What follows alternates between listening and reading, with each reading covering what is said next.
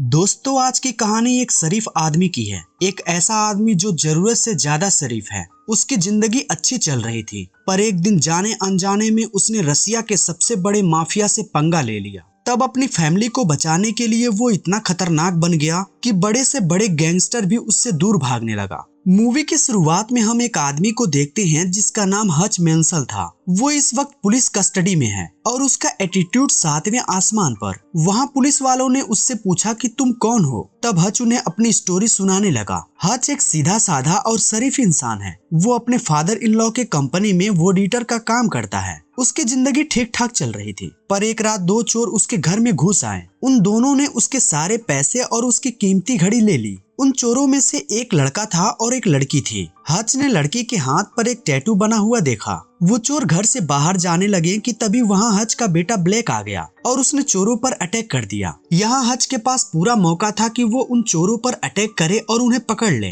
पर वो तो ठहरा सीधा साधा शरीफ इंसान। उसे लगा कि ये चोर किसी मजबूरी के कारण ही चोरी करते हैं, इसलिए वो उन चोरों को अपने घर से जाने दिया। अब ये देखकर उसका बेटा उससे नाराज हो गया। वो अपने डैड को कमजोर समझने लगा। अब कुछ देर बाद वहाँ पुलिस आती है। हच को अफसोस हुआ कि उसने कुछ क्यों नहीं किया। उसकी वजह से उसकी फैमिली किसी खतरे में पड़ सकती थी। उनके जख्मों पर नमक छिड़कने का काम किया। इस पुलिस वालों के बातों ने उसने हच से कहा कि अगर मेरी फैमिली होती तो उन चोरों को इतनी आसानी से नहीं जाने देता। हच का उसकी वाइफ के साथ रिश्ता पहले से ही खराब था और इस घटना के बाद तो उसका बेटा भी उसकी इज्जत नहीं करने लगा। उसकी एक बेटी थी जो अभी भी उससे प्यार करती थी और उसकी रिस्पेक्ट भी करती थी। अगली सुबह उसका पड़ोसी भी उसे ताने मारने लगा। वो यही बात कहने लगा कि उसने कुछ क्यों नहीं किया, क्या उसे अपनी फैमिली की परवाह नहीं। अब बेचारा हच सबके ताने सुन सुन के तंग आ चुका था। जब वो अपने ऑफिस पहुंचा तो उसका साला चार्ली आकर उससे यही बात सुनाने लगा कि उसने कुछ क्यों नहीं किया। अगर मेरी बहन को कुछ हो जाता तो उसका जिम्मेदार कौन होता। इसलिए चार्ली ने हच को एक गन दी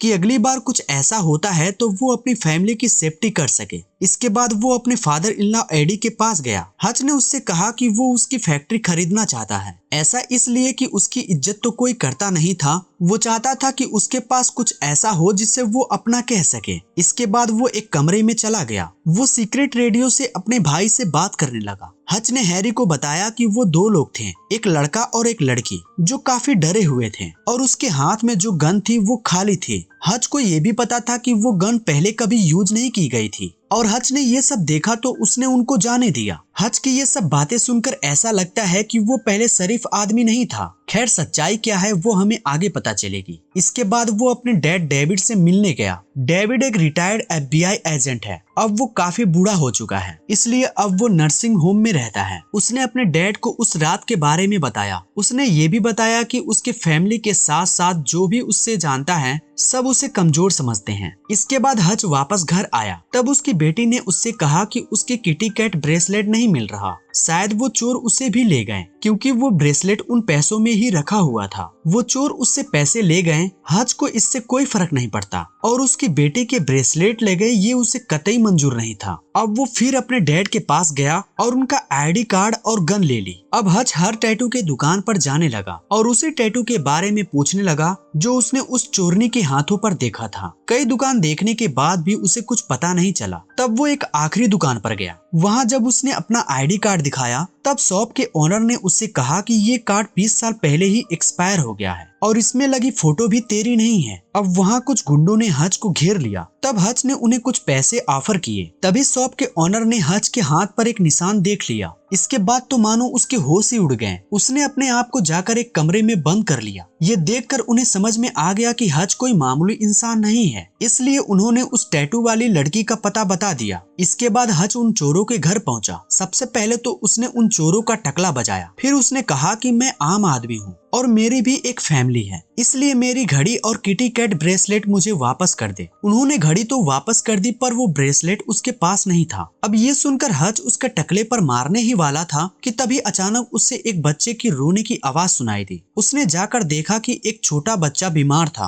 और साथ ही उसने ऑक्सीजन मास्क भी लगाया हुआ था। ये देखने के बाद हच के अंदर का अच्छा इंसान जाग गया और उन चोरों को बिना कुछ कहे ही वहाँ से वापस आ गया, पर गुस्सा उसके अंदर अभी भी भरा हुआ था। अब हच बस से घर जा रहा था। तभी कुछ गुंडे उस बस में घुस आए और वहाँ बैठी एक लड़की को छेड़ने लगे। हच का पहले ही दिमाग खराब था उसके हाथों में खुजली मच रही थी। अब उसे अपना गुस्सा निकालने का मौका मिल गया, क्योंकि वो चोर नहीं तो गुंडे ही सही। हच ने बस ड्राइवर को बाहर भेजा और गेट बंद कर लिया। हच ने पहले तो थोड़ी मार खाई, फिर कुछ देर बाद वो अपने फॉर्म में आ गया। तभी एक गुंडे ने उसे एक चाकू मार दी। हच ने भी उन सभी को घायल कर दिया। तभी उनमें से एक ने हच को खिड़की से बाहर फेंक दिया। महिला ड्राइवर ने उससे पूछा कि क्या वो ठीक है। तब हच बिना कुछ बोले ही दोबारा बस के अंदर चला गया और उस लड़के को वहाँ से जाने को कहा। इसके बाद तो वो सब हच के लिए पिंजरा और वो एक शेर और साथ ही वो गुंडे उसका शिकार। हच ने एक गुंडे को इतना मारा कि उसकी नाक तोड़ दी और उसे सांस लेने में काफी प्रॉब्लम होने लगी। तब एक बार हच के अंदर का अच्छा इंसान जाग गया और उसने उन सभी को जिंदा छोड़ दिया। अब जब हच की खुजली मिट गई तब वो अपने घर वापस आ गया। उसकी वाइफ ने उसके जख्मों पर मलहम पट्टी की। उसके जख्मों को देखकर उसकी वाइफ ने उससे कहा कि शायद हच के पुराने दिन वापस आ गए। मतलब हच तो आम इंसान बिल्कुल भी नहीं है। इसके बाद हम रूस के सबसे बड़े माफिया यूलियन को देखते हैं, जो एक बार में बार डांसर का काम खुद ही कर रहा था। उसे ऐसा नाचते देखकर उसके साथियों ने उसके पर्सनालिटियों पर सवाल खड़े किए तो उसे गुस्सा आ गया और वहीं एक आदमी को मारकर उसने उन सभी को बताया कि उसकी पर्सनालिटी क्या है। हच ने जिन लोगों को बस में मारा था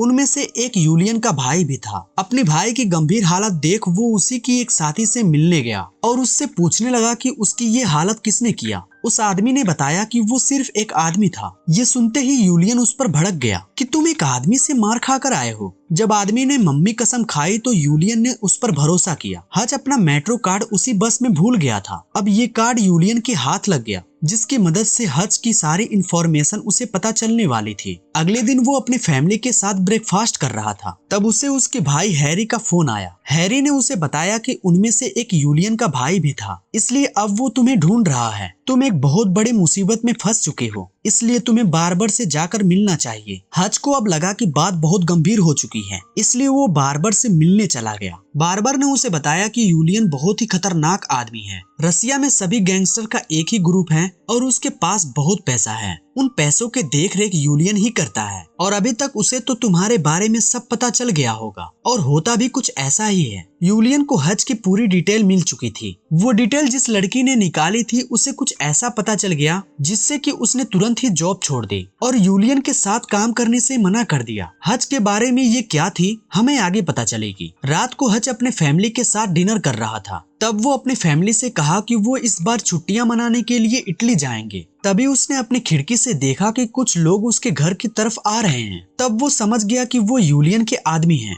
हच ने बिना समय गंवाए तुरंत अपनी फैमिली को बेसमेंट में बंद कर दिया ताकि वो सेफ रहें। हच ने घर में अंधेरा कर दिया और उनके अंदर आने का इंतजार करने लगा। वो जैसे ही अंदर आए हच ने उन्हें एक एक करके मारने लगा। तभी अचानक एक आदमी ने हच को एक इलेक्ट्रॉनिक शॉक देकर बेहोश कर दिया और वो लोग उसे अपने साथ लेकर जाने लगे। रास्ते में जाते वक्त हच को होश आ गया। उस कार में रखे अग्निकामक को निकाला और उन गुंडों पर चला दिया, जिससे कार का बैलेंस बिगड़ा और वो खंबे से जा टकराई। हच कार से बाहर निकला और सीधा भागते हुए अपने घर गया। थोड़ी देर पहले हच का घर जंग का मैदान बन गया था, इसलिए उसने अपने घर की साफ सफाई की और नहाने के बाद वो अपने फैमिली को बेसमेंट से बाहर निकाला। उसने अपने वाइफ से कहा कि बच्चों को लेकर सेफ जगह पर चली जाए। इसके बाद उसने एक बैग निकाला और उसमें सोने की बिस्किट भरी और पहुंच गया अपने बेसमेंट में उन गुंडों से बात करने के लिए। वहाँ हच उन गुंडों को अपने बारे में बताने लगा। उसकी बात सुनकर हमें पता चलता है कि वो किलर था जो गवर्नमेंट के लिए काम करता था। उसने न जाने कितने बड़े बड़े अपराधियों को मौत के घाट उतारा था। उसने बताया कि जब वो एक बार अपराधी को सजा दे रहा था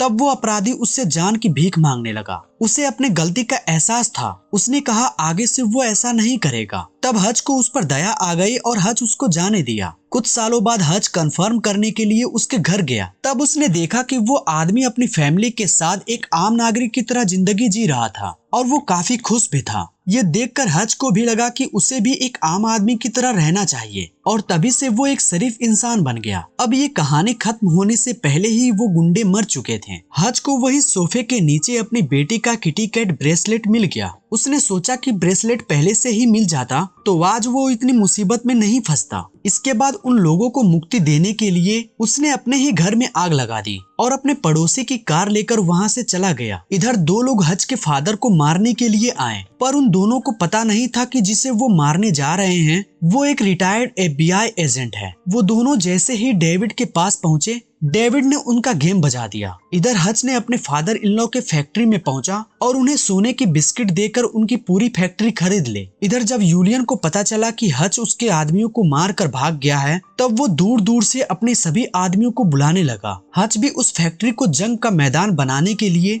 वहाँ छोटे छोटे ट्रैप्स लगाने लगा और यूलियन से मुकाबला करने के लिए तैयारी करने लगा। इसके बाद वो यूलियन के उस अड्डे पर गया जहाँ उसने सारा पैसा संभाल कर रखा था। हच ने वहाँ मौजूद सभी लोगों को अपने अंदाज में मार दिया और वहाँ रखे पैसों में आग लगा दी। इसके बाद वो यूलियन के पास मिलने गया जहाँ यूलियन बार डांसर का काम करता था। वहाँ हच को देखकर यूलियन को काफी ज्यादा हैरानी हुई। तभी वहाँ यूलियन के आदमियों ने उस पर गन पॉइंट कर दिया, लेकिन हच अपने साथ एक बम लेकर आया था। हच ने कहा कि वो यहाँ सिर्फ बात करने आया है। बम को देखते ही यूलियन ने अपने सभी आदमियों को बाहर भेज दिया और बैठकर शांति से बात करने लगा। हच ने उससे कहा कि तू मेरी फैमिली तक पहुंच गया था और इसलिए हिसाब बराबर करने के लिए मैंने तेरे सारे पैसे को आग लगा दी। अच्छी बात तो ये थी कि ये बात सुनकर यूलियन को हार्ट अटैक नहीं आया। इसके बाद हच ने यूलियन को समझाया कि तू बचे हुए पैसों से जो तेरे ही हैं, उससे एक अच्छी जिंदगी जी, एक शरीफ आदमी की तरह, एक आम आदमी की तरह। और ये कहकर हच वहाँ से चला गया। हच को पता था कि यूलियन अपने आदमियों के साथ उसका पीछा जरूर करेगा,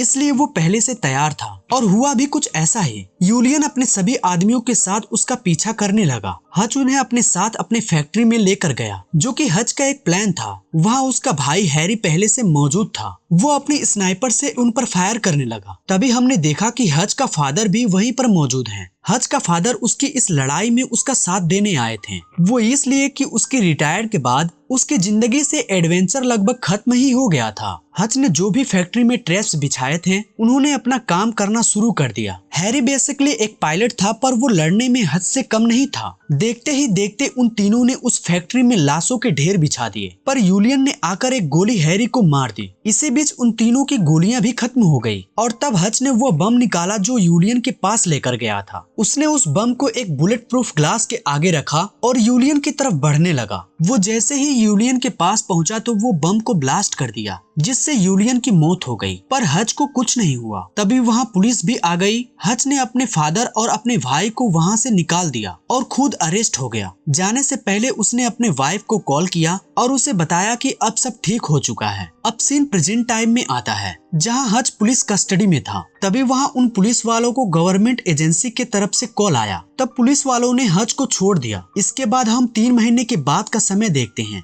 जहाँ हच अपने वाइफ के साथ एक नया घर देखने आया था। तभी हच को किसी का कॉल आया और तभी हच के होश उड़ गए। हच ने तुरंत उस डीलर से पूछा कि क्या इस घर में बेसमेंट है। इसके बाद हम हैरी और डेविड को देखते हैं, जो हच की मदद करने के लिए अपने सभी हथियारों के साथ उसके घर जा रहे थे। और इसी के साथ ये मूवी यहीं पर समाप्त हो जाती है।